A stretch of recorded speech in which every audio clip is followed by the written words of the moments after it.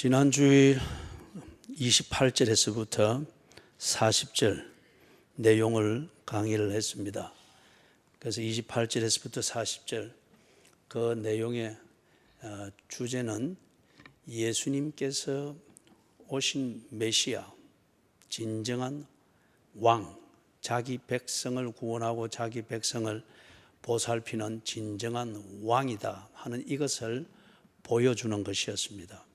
그래서 왕이 행차하는 모습으로 그렇게 예루살렘을 향해서 가시는 그 내용이었죠. 그런 뒤에 특히 바리새인들이, 무리 중에 있던 이 바리새인들이, 거기서 무리라 하면은 순례자들입니다. 지금 6월절 절기를 지키기 위해서 예루살렘으로 함께 가고 있는, 그러면서 이제 예루살렘 그 성으로 들어가는 초입 부분이기 때문에 순례자들이, 각지에서 온 순례자들이 거기에 이제 밀집이 되죠. 그 무리들입니다. 그 무리들 중에서 바리새인들이 지금 예수님에게 시비를 걸죠. 왜냐하면은 그 순례자들 상당수가 예수가 나귀 새끼를 타고 이렇게 행진하는 것, 그 다음에 나귀 새끼를 타고 들어가기 전에 예수님이 하나님이 아니면 하실 수 없는 그 기적이라 일컫는 사건을 행하셨죠. 몇 번을 이래 행하다 보니 이 순례자들이 저분이야말로 우리의 왕이다. 그런데 선지자들이 약속한 메시아, 이 바른 개념을 가지고 우리의 왕, 구세주다 이게 아니고, 그 앞에 보면은 19장 11절에 보면은 이 사람들이 이런 예수께서 하시는 일들을 보고 그들이 예수가 왕이다, 그렇기 때문에 하나님 나라가 곧 이제는 임할 것이다. 다시 말해서 예수가 이제 예루살렘 성에 들어가면은 그들이 기대하고 있는, 그들 방식으로 기대하고 이해하고 있는 하나님 나라를 만들 것이다, 그렇게 기대하면서 굉장히 흥분해 있고 들떠 있는 겁니다.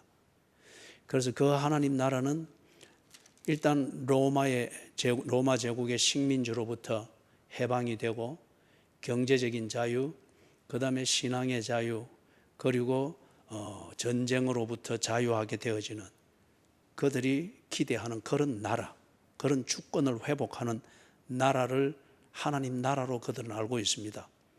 그리고 그 나라를 이루는 왕이 드디어 왔다고 믿는 겁니다.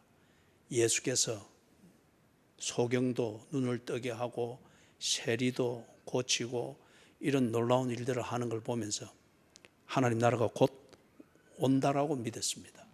그렇기 때문에 이제 예루살렘 성으로 들어가는 바로 이 초입에 유대인들의 전통적인 의식에서 이해하고 있듯이 왕이 평화를 가지고 백성을 순시할 때는 말을 타고 오는 것이 아니고 나귀를 타고 오는 이 그림을 예수께서 바로 보여주는 걸 또 보면서 드디어 왕이 왔다. 그래서 거기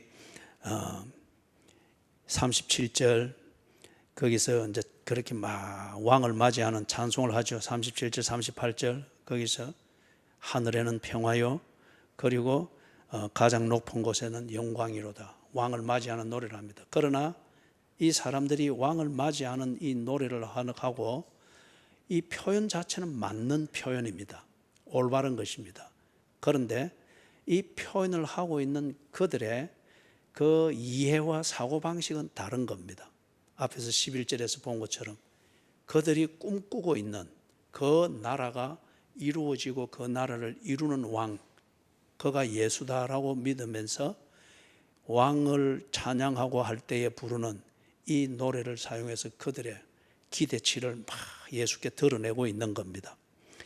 이제 그런데 39절에서 이 바리새인들이 이걸 들으면서 신경이 거슬립니다. 왜냐하면 바리새인들은 알거든요. 이 찬양은 메시아를 맞이할 때 하는 것인데, 그런데 이 무리들이 이 찬양을 하는데 자기들 생각은 다른 거지만은 이 사용하고 있는 찬양은 메시아를 위한 것이다 말이에요. 그렇기 때문에 이것을 알고 있는 바리새인들은 그걸 못하도록 예수께 지금 강요하고 있는 겁니다. 그러니까 예수님의 대답이 뭐였습니까? 만일 이 사람들이 잠잠하면은 돌들이 소리 지르리라. 이 사람들이 예수를 구세주로 만드는 게 아닙니다. 정치에서 하듯이 여론이 대통령을 만드는 거잖아요. 그런 게 아니다는 거죠. 예수는 이 사람들이 만드는 정치적 분위기나 종교적 여론 때문에 예수가 왕이 되는 게 아니라는 거예요. 그렇기 때문에 이 여론이 없어진다고 해서 없어지면 예수도 아무것도 아닌 것으로 되어지는 그런 정치적 인물이 아니고 종교적 교주가 아니라는 거예요. 예수는 하나님의 약속대로 오신 왕이며 구세주며 메시아라는 겁니다. 그렇기 때문에 종교적 압력에 의해서 잠잠케 되어지고 또는 종교적인 어떤 매도함에 의해서 사람들이 예수를 몰라보고 아무것도 안 나사렛에서 난 청년으로 취급을 한다 할지라도 진실을 없앨 수는 없다는 거예요. 돌들이 소리 지르리라. 그래서 이 사람들이 잠잠할지라도 종교가 예수를 오도할지라도 개인으로 치면 한 개인의 성향과 그 고집과 아집이 끝까지 예수를 아무것도 아니라고 부정할지라도 예수가 메시아가 안 되는 게 아니라는 거죠. 그 진리는 이 돌들이라도 그 진리를 드러낼 것이다. 그래 하면서 41절에서부터 44절에 이 일을 예언을 합니다. 돌들이 소리 지를 그 일을 예언하고 있습니다.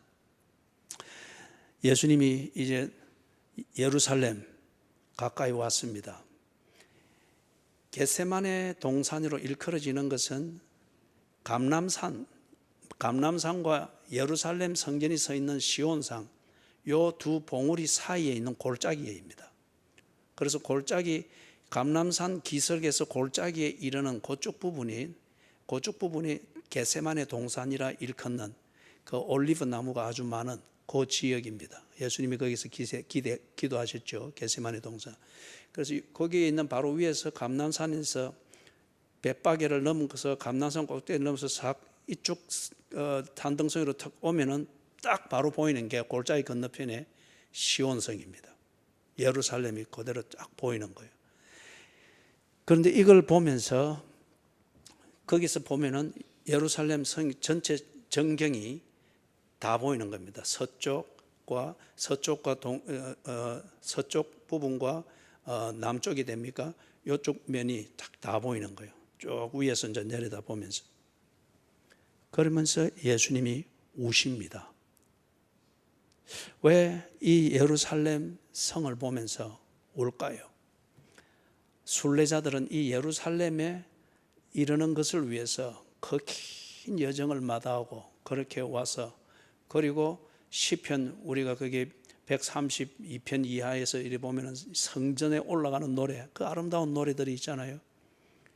그래서 고단한 순례의 여정을 잇고 그렇게 예루살렘 성에 이르고 예루살렘 성전을 보면서 순례자들이 힘을 얻고 그렇게 기쁨이 넘치는 그런 지점인데 그런데 지금 예수님은 바로 그 예루살렘 성전과 성을 보면서 우십니다.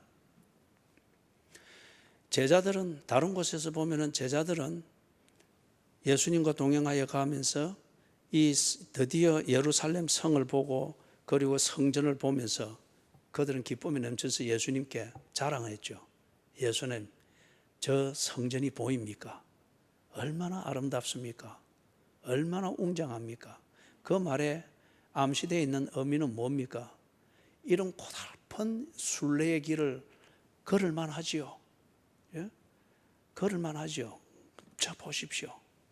예? 우리의 고행을 충분히 보상해 줄 만한 뭔가가 느껴지지 않습니까? 그런 의미예요. 제자들도 그걸 굉장히 자랑스럽게 여겼습니다. 이 성전을 보면은 성전의 구조가 전면은 약 높이가 한 45m 됩니다.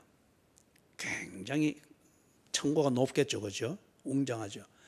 그리고 전면이 45m 정도 높이가 되면은 뒤에가 이제 뒷면이 지성소가 있는 거예요. 지성소가 있는 이 부분은 한 높이가 27m. 그래서 앞에서 우림과 둠밈으로 불리는 이 기둥이 탁 받치고 있으면서 들어가는 정면이 한 45m 되니 아주 압도되겠죠. 그리고 뒤에 뒷부분에 이제 지성소가 아련되어 있단 말이에요. 그 다음에 이 성전이 앉아 있는 거기에 성전 뜰이라 하는 것을 여러분이 많이 들어봤잖아요. 성전 건물이 있고 그 건물에 쌓여 있는 그 두르고 있는 성전 뜰 마당이 있단 말이에요. 이 전체 면적을 다 하면은 지금 축구장 20개의 넓이라고 합니다. 상당히 크죠. 축구장 20개의 넓이. 그래서 예를 들면 남쪽 그 뜰을 받치고 있는 남쪽 벽 쪽으로 쭉 하면 이거는 약 한 400여입니다.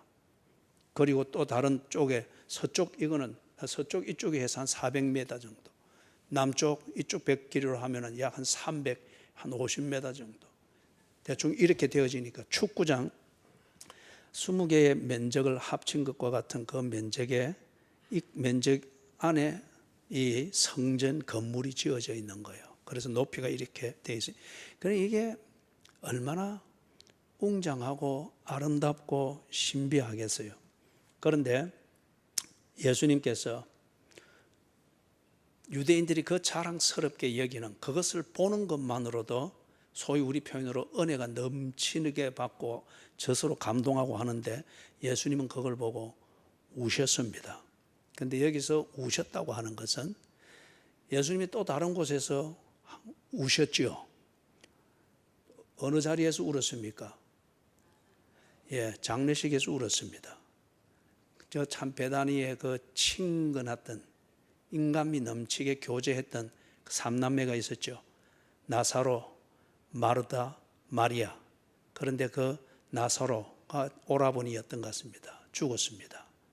그래서 그 초상난 집에 예수님이 가셔가지고 울었습니다. 그때에 울 때에 예수님은 소리내어 허허허허 하면서 비통하게 울고 그게 아니고 민망히 여기서 그거는 창자가 끊어지는 것과 같은 아픔을 느끼는 그걸 말합니다. 그러면서 우셨습니다. 그런데 지금 여기서 우시는 것은 비통한 눈물입니다.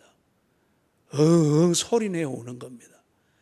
그리고 성인 남자들은 이 울음을 삼키는 그런 울음이 있죠. 그죠? 비통한 그런 울음이 있죠. 하면서 우는. 지금 그 울음을 말합니다.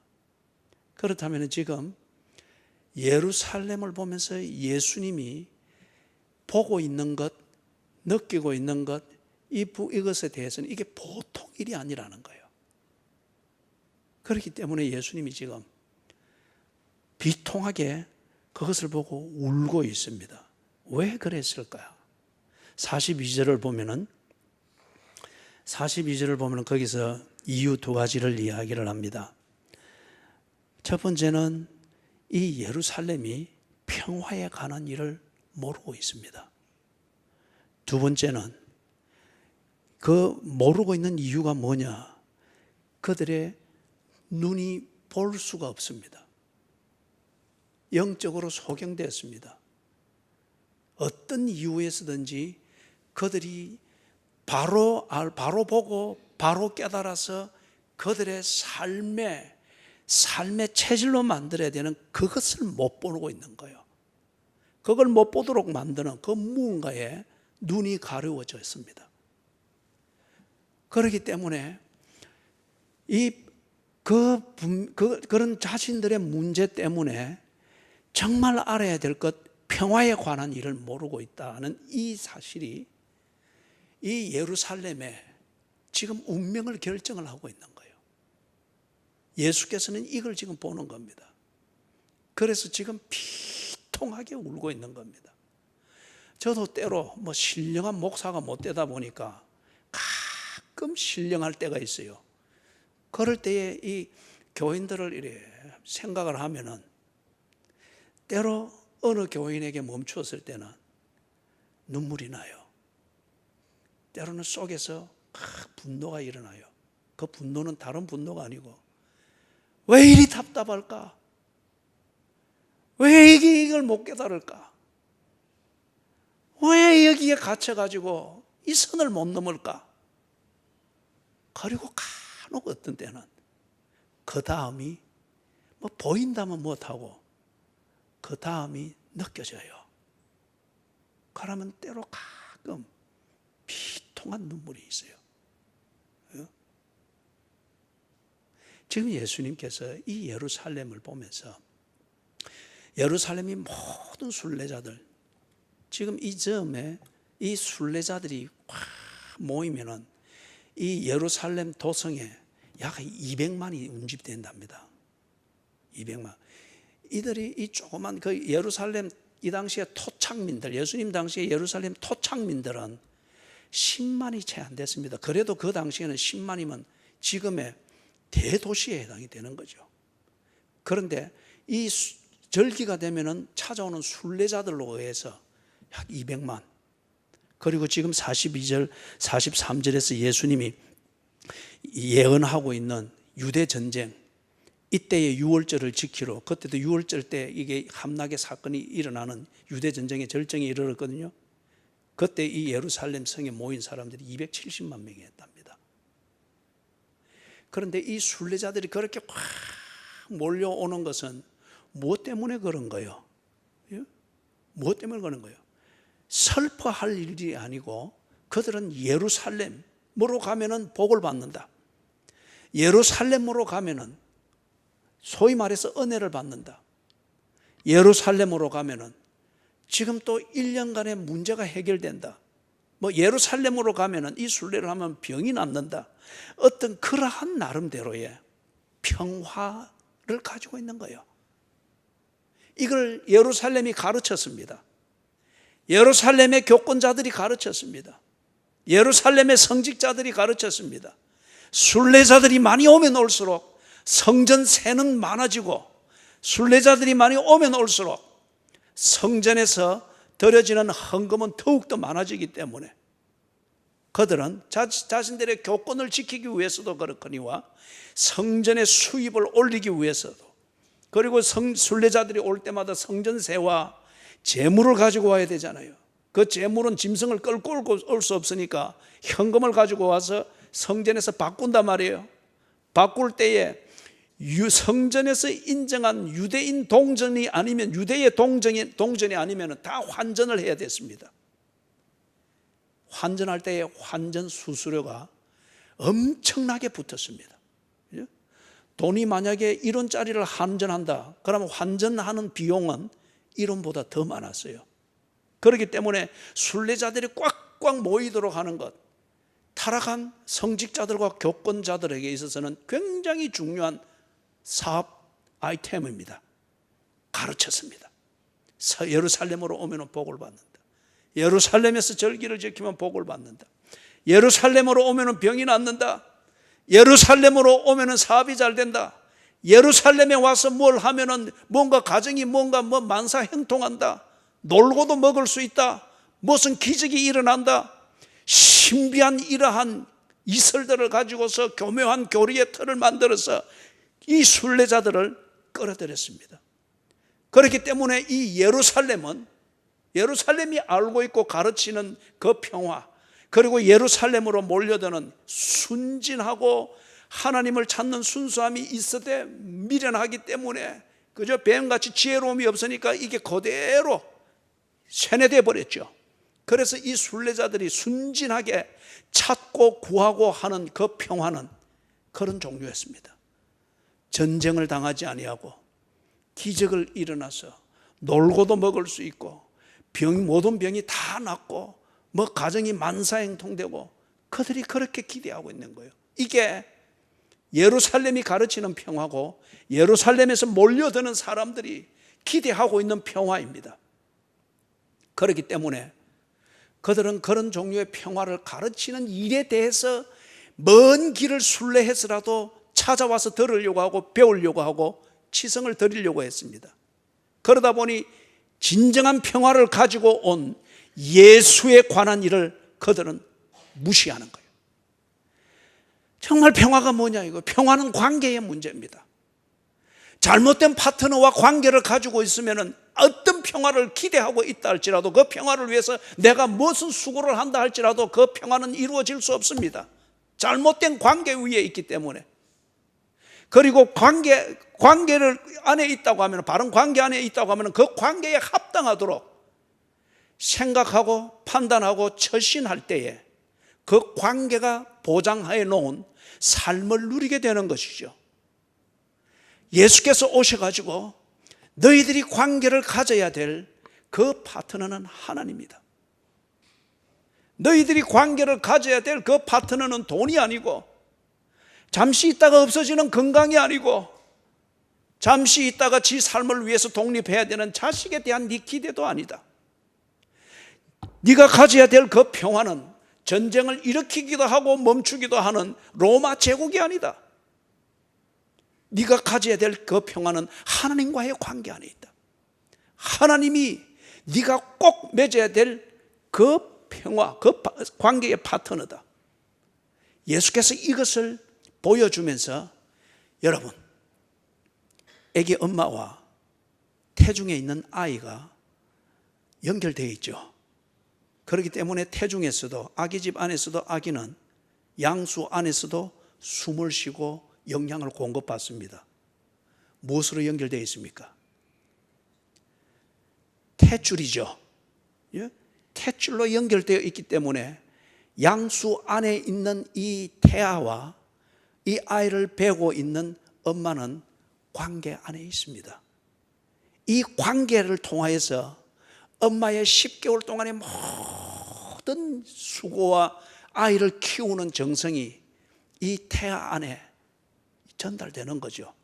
그리고 이 태아는 지가 아무것도 할 수 없으나 탯줄로 연결되어져 있기 때문에 이 탯줄을 통해서 이 태아는 10개월 동안 생명을 유지하고 자라야 될 모든 것을 공급받습니다.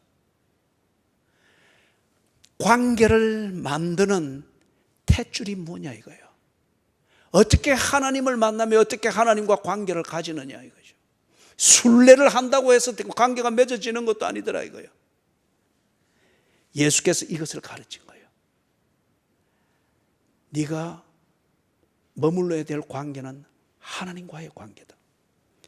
어떻게 하나님과 관계를 맺느냐? 하나님과 네 사이에 탯줄이 있어야 된다. 그 탯줄이 누구냐? 너를 하나님께로, 하나님을 네게로 얼굴을 향하도록 하기 위해서 구세주가 왔다는 거예요. 예수께서 한 손으로 태아와 같은 당신을 잡으시고 다른 한 손으로 진노에 있는 아버지 하나님의 손을 잡으시고 화해를 시키는 거예요. 예수가 하나님과 당신 사이에 탯줄입니다. 그래서 이 예수를 통하여서 죄인은 하나님의 용서를 받고 하나님은 이 죄인의 회개를 받는 거예요. 그래서 진정한 평화가 이루어지는 거예요.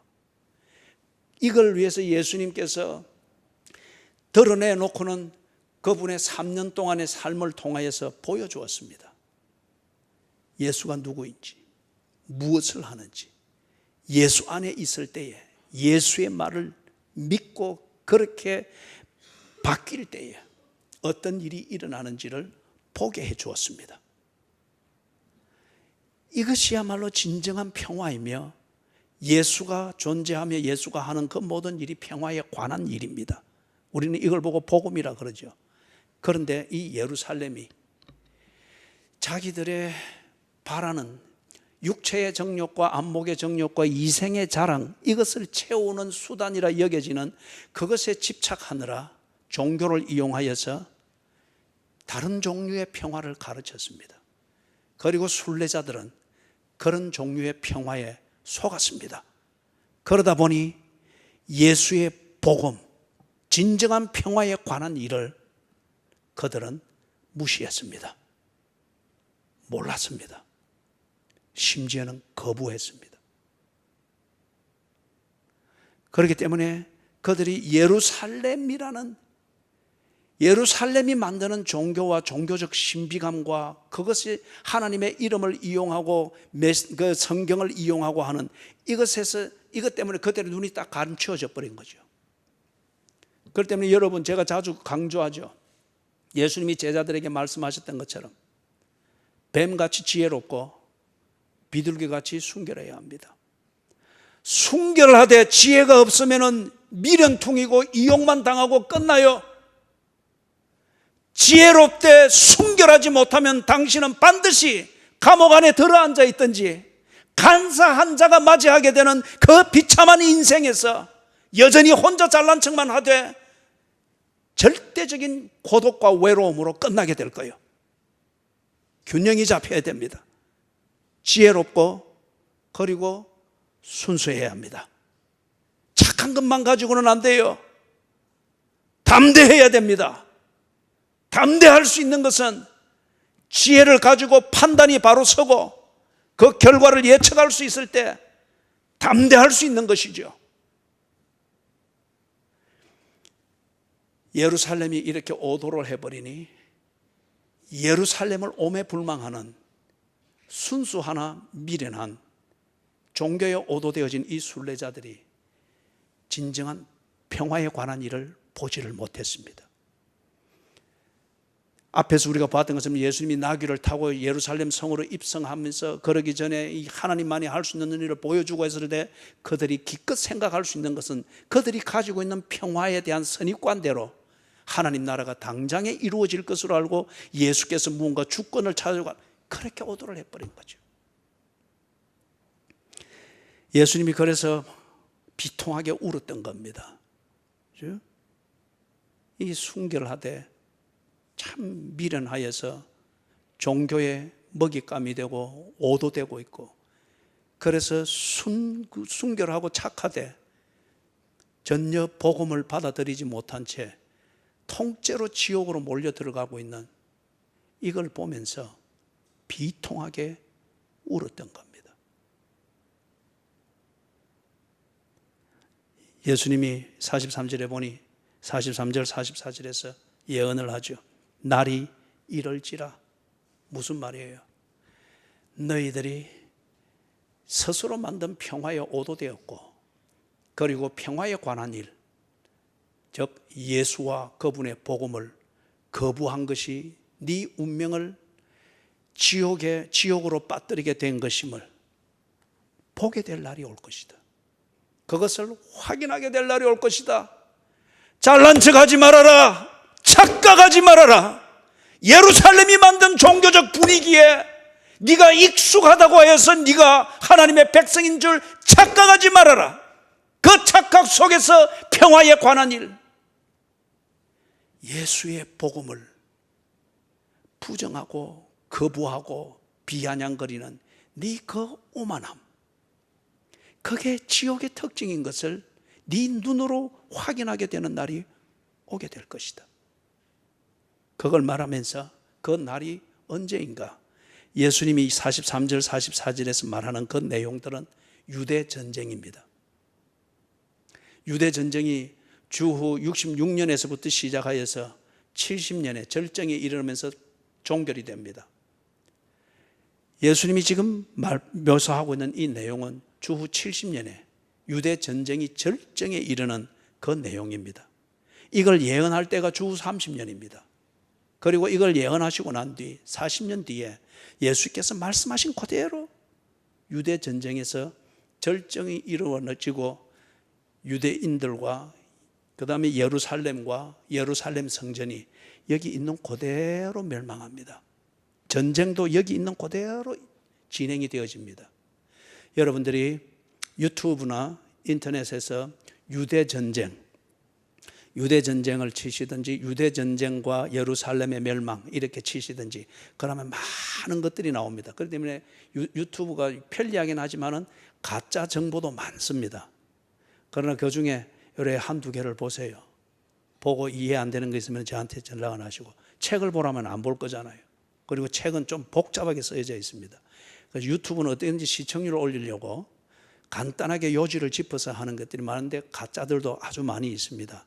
그러나 그 중에 한번 찾아보세요. 그래서 쉽게 찾아서 이래 볼 수 있으니까 거기에 보면은 가짜든 진짜든 진짜 정보든 가짜 정보를 주던 것이든 여기에 묘사되어져 있는 내용은 다 공통적으로 들어가 있을 것입니다. 로마 군대가 예루살렘 성을 함락하고 예루살렘 성전을 몰락시킬 때 이 방식과 이 과정으로 했거든요. 한 가지 예를 들기 전에 여러분들이 유튜브나 인터넷을 찾으면서 그 요세푸스라고 하는 이 유대인 역사가입니다. 그리고 이 전쟁 당시에 현장에 있었던 유대인 역사가입니다. 그 사람이 이 중간기와 신약 성경 배경이 되는 역사적 자료를, 신빙성 있는 자료를 아주 많이 남겼습니다. 그렇기 때문에 요세푸스가 쓴 그 유대 전쟁, 거기서 그걸 요약해서 또는 거기서 인용한 자료를 가지고 설명하는 유튜브면은 조금 자세히 그래 보도록 하세요. 그래서 이 요세푸스가 쓴 그 내용에 간단하게 한 가지를 요약을 들면 그렇습니다. 함락을 하고 난 다음에 로마 군인들이 이 성벽을 쌓아놨던 돌, 이게 제가 가서 볼 때는 지금 이쪽 끝에서 이쪽 끝까지 되는 그런 돌들도 있어요. 그 밑으로 보면. 물론 그것은 지금 최초에 세워질 때의 그 돌은 아닙니다. 왜냐하면 지금 이 함락을 하고 난 다음에 이 로마 군대가 한 3년 동안 얼마나 이 유대인들의 반란에 시달렸는지 몰라요. 죽기도 많이 죽었고. 그러면서 이제 막 성을 허물고 예루살렘 성전으로 들어가서 이럴 때 막 지휘관 디도 장군은 예루살렘 성전에 불을 지르지 말라고 명령을 하는데 분노한 이 군인들이 누군가 한 명이 이 성전 그 검으로 창틀이 되어 있는 이 성전을 향해서 불을 던져 넣은 거예요. 이게 안에서 성전 안에서 불을 붙는 거예요. 이걸 이 장군이 알고 와서 급히 불을 끄도록, 그리고 성전에 불을 지르거나 훼손하는 자는 엄벌을 받는다 명령해도 막 분노한 로마 군인들이 명령도 들리지 않고 더 불 지르고 다 파괴시킨 거예요. 그러면서 본때를 보여주는 겁니다. 그러면 그 뒤에 어떻게 했느냐? 성벽을 쌓아놨던 이 큰 엄청난 그 돌들 옆으로 다 드러냈습니다. 드러내고 기초 돌까지도 땅을 파서 드러내가지고 그 위에 밭을 갈듯이 갈아버린 거예요.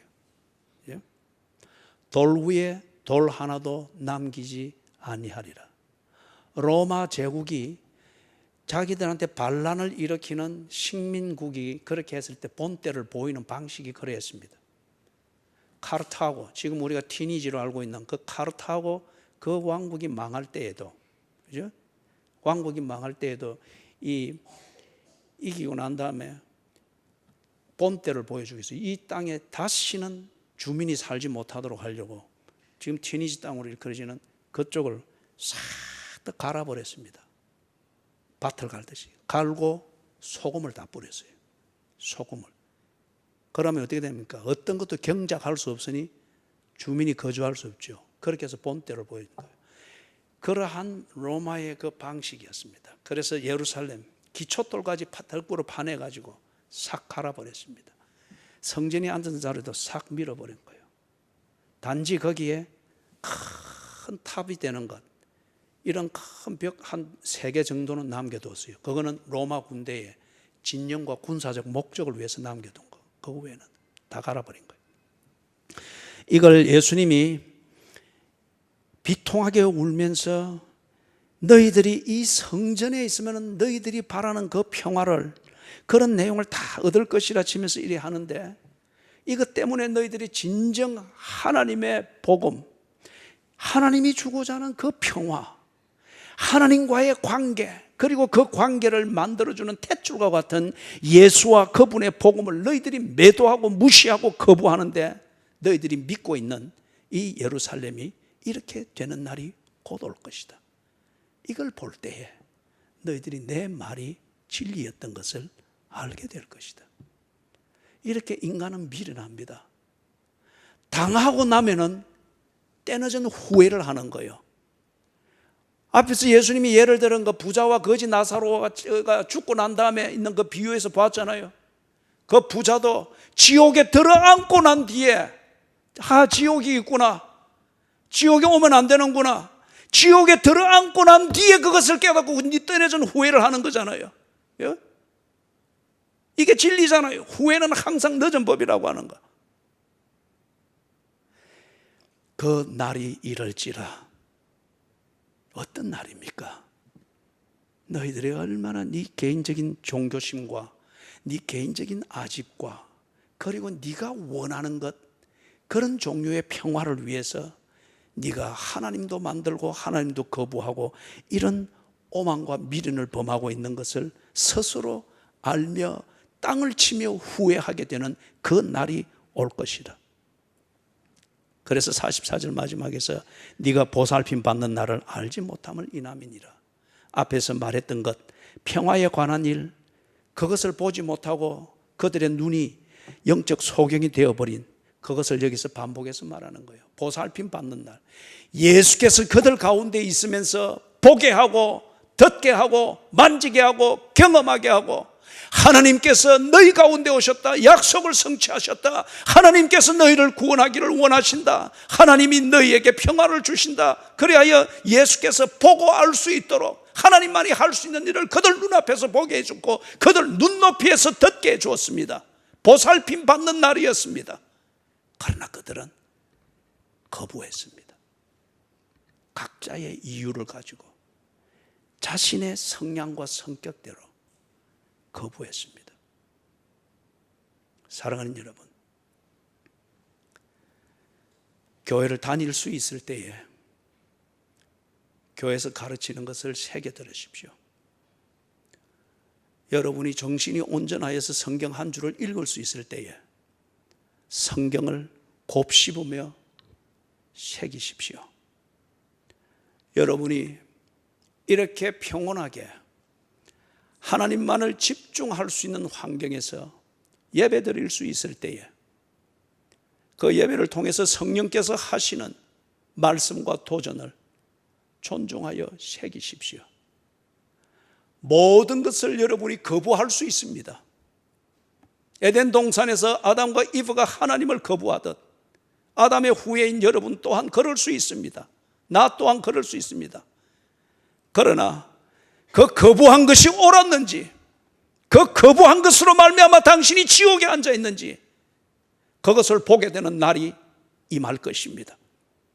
밥상에서 보게 되든지 병원 침대에 누워서 보게 되든지 손으로 만졌던 그 사업이 당신을 정말 초라하게 만드는 그 날을 보면서 보게 되든지, 하나님을 거부할 정도로 애지중지했던 당신의 자식의 그 날을 보면서 내가 거부했던 것이 얼마나 어리석었던 것을 그렇게 알게 되든지, 보살핌 받는 날을 거부했던 당신이 얼마나 어리석었던가, 하나님 중심, 성경 중심, 교회 중심으로 사는 이것을 무색하게 여기도록 만들었던 당신의 이유와 당신의 그 온고집과 자존심이 당신을 지옥으로 몰아넣었던 것을 보게 되면 때늦은 후회를 하며 탄식하게 되는 날이 있습니다. 당하고 깨닫는 자가 아니라 그거는 때늦은 후회입니다. 보살핌 받는 날이 있을 때, 평화에 관한 일을 들을 수 있을 때, 평화에 관한 일을 확인할 수 있을 때, 그걸 확인을 위해서 하나님 앞에 하소연하며 도전하며 하나님이 살아계시면 이것이 진리인 것을 나로 하여금 알게 해 주십시오. 대화할 수 있을 때에, 평화에 관한 일을 들을 수 있을 때에 여러분이 지혜와 순결을 가지고 하나님께로 나아갈 수 있게 되기를 바랍니다. 그죠? 그 날이 이를 것입니다. 그 날에 한 사람은 아브라함의 품 안에서 그 날을 맞이하여 웃었고, 한 사람은 지옥에 들어 앉아서 이를 갈며 슬피 울며 후회했습니다. 지금 당신이 하고 있는 그 판단, 그 처신, 그렇게 하도록 만드는 당신 나름대로의 그 원리, 그것이 옳았는지 걸렀는지 스스로 확인하게 되는 날이 올 것입니다. 교회 다니는 것을 한편 소중히 여기십시오. 바로 복음에 관한 일, 평화에 관한 일을 듣고 검증하고 확인할 수 있는 기회가 주어지고 있다는 것입니다. 부디 여러분 자신과 여러분이 속해 있는 가정에 이 평화가 깃들기를 주님의 이름으로 축원합니다. 아멘.